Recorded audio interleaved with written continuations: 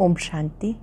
आज 22 जुलाई 2023 के साकार मधुर महावाक्य हैं। आज की मधुर मुरली में बाबा बच्चों को याद दिला रहे हैं कि अब अंत का समय समीप है, इसलिए याद रखो, किसी की दबी रहेगी धूल में, किसी की राजा खाए, किसी की चोर लूट ले गए तो किसी की आग जलाए, सफल होगी उसकी जो ईश्वर अर्थ लगाए। इस समय आप अपना तन मन धन सब सफल करते हो। आप एक जन्म बाबा पर बलिहार जाते हो, बाबा 21 जन्मों का वर्षा देते हैं। जब आप बाबा के बनते हो तो आपको जीते जी मरना है। जीते जी मरना अर्थात देह अभिमान तोड़ देना। कई बच्चे पूरा मरते नहीं, जीते जी मरते नहीं। ऐसे बच्चे आश्रयवत सुनंती कथंती भागंती उशाते हैं। बाबा ने सावधान किया, माया बड़ी दुष्टर है, माया से अपनी संभाल करना।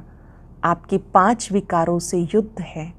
जो बच्चे याद में रहेंगे वो माया जीत बन जाएंगे। आपको अपना एम ऑब्जेक्ट सामने रखना है। हम बाबा के पास आए हैं मनुष्य से देवता बनने के लिए।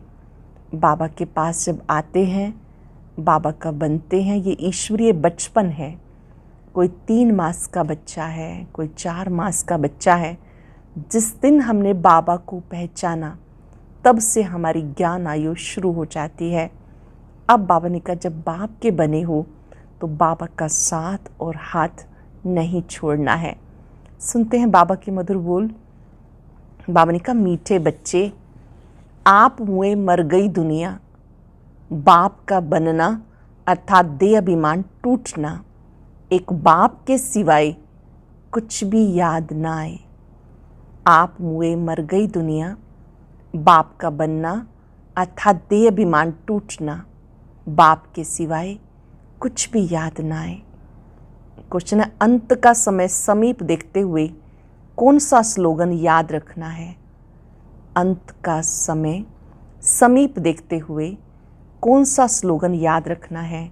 किसी की दबी रहेगी धूल में, किसी की राजा खाए, ये स्लोगन याद रखो, क्योंकि अभी दुख के पहाड़ गिरने हैं, सबका मौत होना है। तुम बच्चे बाबा पर पूरा बलि चढ़ते हो, तुम्हारा सब कुछ सफल हो रहा है। एक जन्म बलि चढ़ते हो, बाप 21 जन्म के लिए बलिहार जाता है। 21 जन्म तुम्हें लौकिक माँ बाप के वर्षे की दरकार नहीं। द्वापर से फिर जैसा कर्म वैसा फल मिलता है। गीता है, मैं एक नन्हा सा बच्चा हूँ। ओम शांति। ये तो मनुष्य मात्र जानते हैं, ऊंचते ऊंच भगवान है। भगवान को हमेशा परम पिता परमात्मा कहते हैं। उनका ऊंचा नाम भी है, ऊंचा ठाव भी है। सबसे ऊंच मूल वतन में रहते हैं। अब जबकि गॉड फादर कहते हैं तो जरूर बच्चे ठहरे। ऐसे तो नहीं कह सकते हम फादर हैं। सर्वव्यापी कहने से सब फादर हो जाते। उनको तो हमेशा परे ते परे परम धाम में रहने वाला परम पिता परमात्मा कहा जाता है। ऊंच ते ऊंच भगवान, इसलिए सब भक्त उनको याद करते हैं। कहते भगवान को ही भक्तों को भक्ति का फल देने यहाँ आना पड़ेगा। भगवान को भक्ति का फल देने के लिए यहाँ आना पड़ेगा। वह बाप है स्वर्ग का रचयिता। क्रिएटर जरूर नई दुनिया ही रचेंगे, तो वो आएगा कहाँ से? क्या पतित दुनिया में या पावन दुनिया में? देखो, ये बात अच्छी रीति धारण करनी है। तुम कोई छोटे बच्चे नहीं हो, शरीर के ऑर्गन्स तो बड़े हैं ना। तुम जानते हो हम बाप को याद करते हैं, समझते हैं यहाँ दुख है। हमें ऐसी जगह ले चलो जहाँ शांति हो, सुख हो। ड्रामानुसार बाबा को आना ही है। बनी बनाई बन रही, अब कुछ बननी नाही। चिंता ताकि कीजिए, जे अनहोनी होए। बाबा ने कहा, इसमें कोई फ़र्क नहीं हो सकता। वर्ल्ड की हिस्ट्री ज्योग्राफी चक्र लगाती रहती है, 4 युग फिरते रहते हैं। कलयुग के बाद होता है संगम युग। कलयुग और सतयुग के बीच का ये कल्याणकारी धर्माऊ युग है। ये पुरुषोत्तम युग है। उत्तम से उत्तम मर्यादा पुरुषोत्तम बनने का युग है। इस युग जैसा उत्तम युग कोई होता नहीं। सतयुग त्रेता का संगम युग कोई ऊंच नहीं, उसमें तो 2 कला सुख की कम मोचाती हैं। इस संगम युग की महिमा है। तुम जानते हो बाबा है ऊंचते ऊंच, ऐसे नहीं कि सर्वव्यापी है। बच्चे कितनी भूल करते हैं, परंतु भूल भी ड्रामानुसार होनी है। मैं आकर अभूल बनाता हूँ। बाबा कहते हैं मुझे तुम ऊंच से ऊंच भगवंत कहते हो, मैं फिर तुम बच्चों को अपने से भी ऊंचा बनाता हूँ। तभी तो भक्त याद करते हैं। सर्वव्यापी कहने से मिट्टी में मिला दिया तो खुद भी ऐसे कंगाल दुखी हो गए। भारत सुख धाम था, अब दुख धाम है। बाबा कहते तुम्हें मैं अपने से भी ऊंचा बनाता हूँ। मैं परम धाम ब्रह्मांड में रहता हूँ, तुम भी वहाँ रहते हो, फिर यहाँ आते हो पार्ट बजाने। जानते हो ब्राह्मण है ऊंचते ऊंच चोटी, तो ऊंचते ऊंच शिव बाबा की क्या निशानी रखेंगे।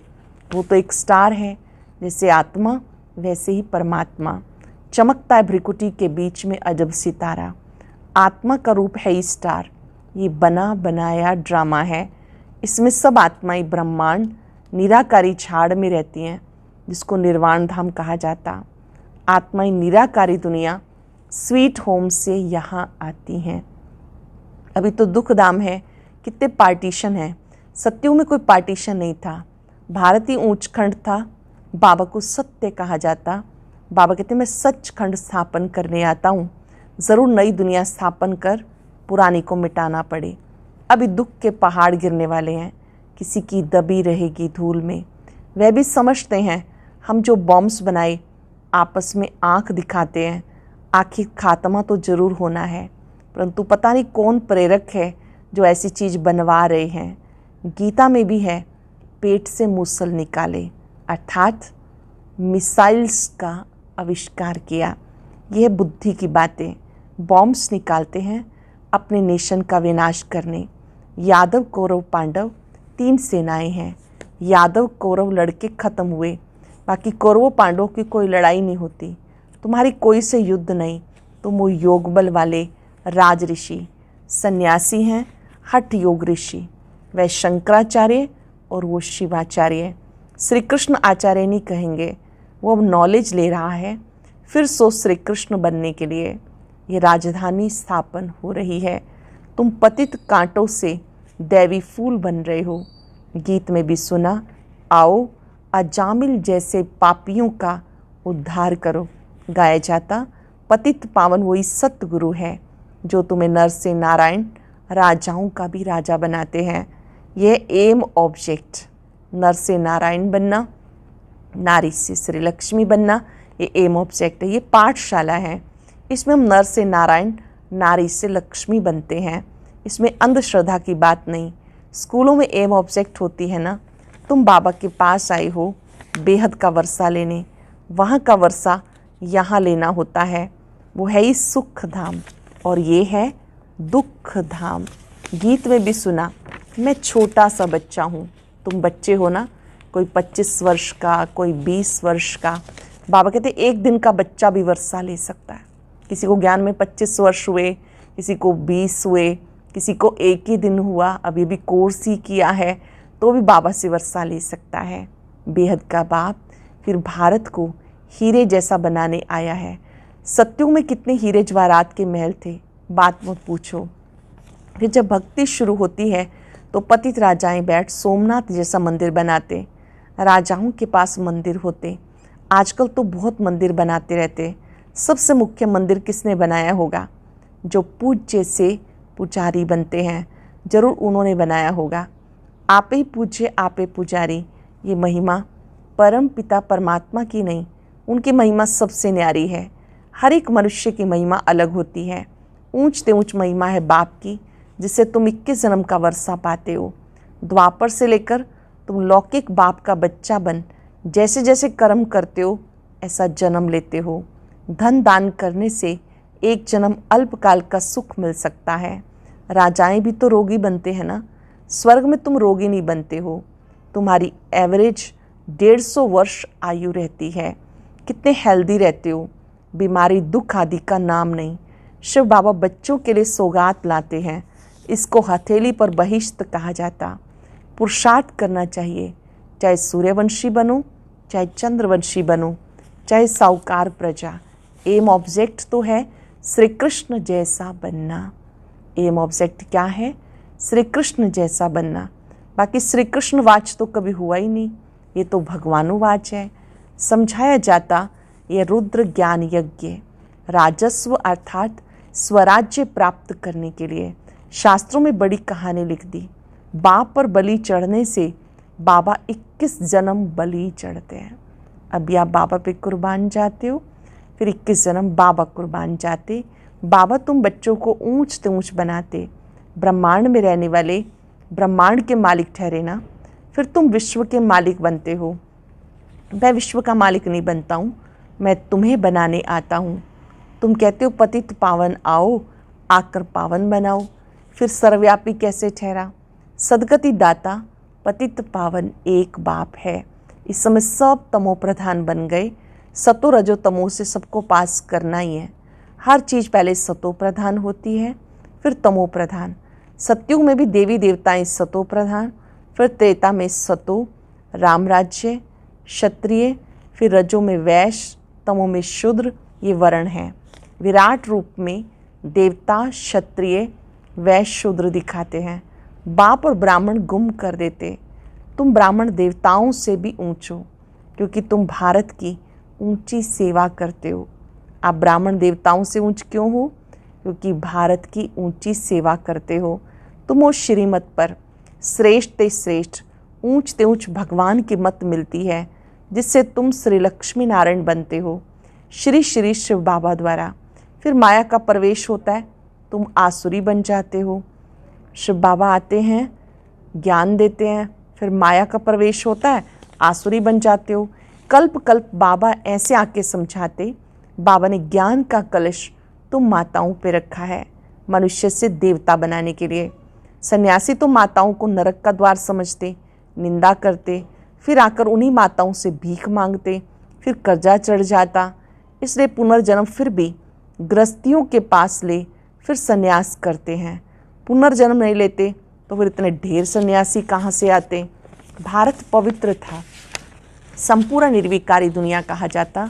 बरोबर देवताओं के आगे महिमा गाते। आप सर्वगुण संपन्न, 16 कला संपूर्ण, संपूर्ण निर्विकारी। फिर अपने को कहते हैं मुझ निर्गुण हारे में कोई गुण नाई।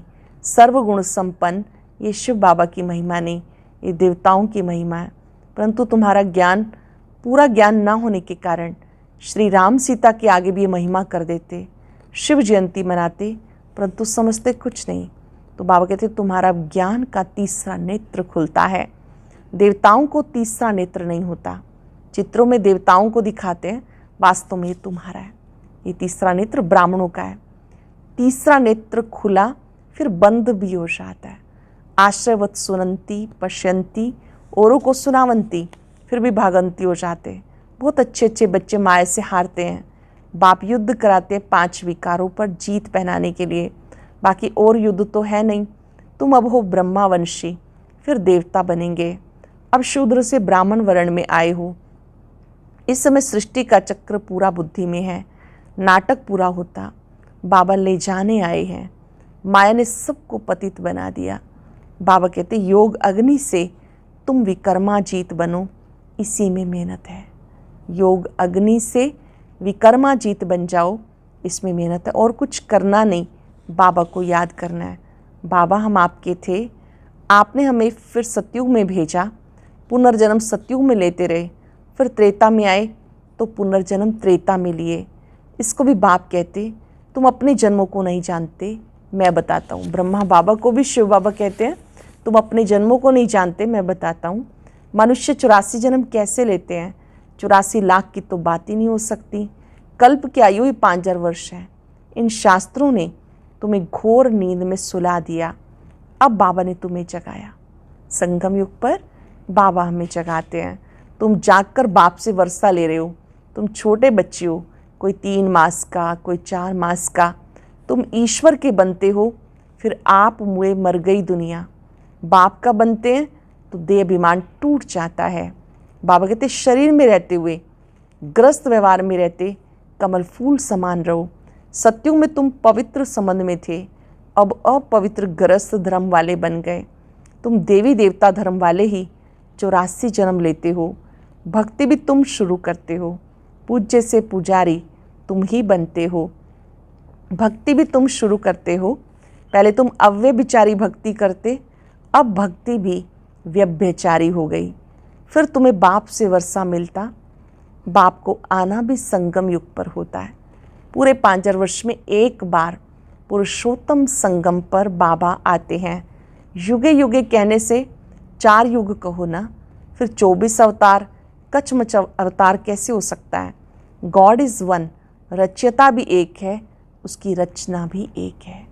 रचयिता भी एक है, उसकी रचना भी एक है। अच्छा, मीठे मीठे सिक्के लदे बच्चों प्रति माता पिता बाप दादा का याद प्यार गुड मॉर्निंग। रूहानी बाप की रूहानी बच्चों को नमस्ते। रूहानी बच्चों की रूहानी बाप दादा को याद प्यार नमस्ते गुड मॉर्निंग। शुक्रिया बाबा, शुक्रिया। धारणा के लिए सार। पहली पॉइंट है, स्वराज्य के लिए बाबा पर बलि चढ़ना है। एम ऑब्जेक्ट सदा सामने रखनी है। पुरुषार्थ सूर्यवंशी बनना है। पुरुषार्थ कर सूर्यवंशी बनना है। बाबा से जो ज्ञान का तीसरा नेत्र मिला वो सदा खुला रहे। माया की प्रवेशता ना हो जाए, इसका पूरा पूरा ध्यान रखो। योग अग्नि से विकर्माजीत बनना है। अटेंशन से सुनेंगे। स्वराज्य के लिए बाबा पे बलि चढ़ना है। एम ऑब्जेक्ट सामने रखनी है। पुरुषार्थ कर सूर्यवंशी बनना है। बाबा से जो ज्ञान का तीसरा नेत्र मिला सदा खुला रहे। माया की प्रवेशता न हो जाए, इसका पूरा ध्यान रखना है। योग अग्नि से विकर्माजीत बनना है।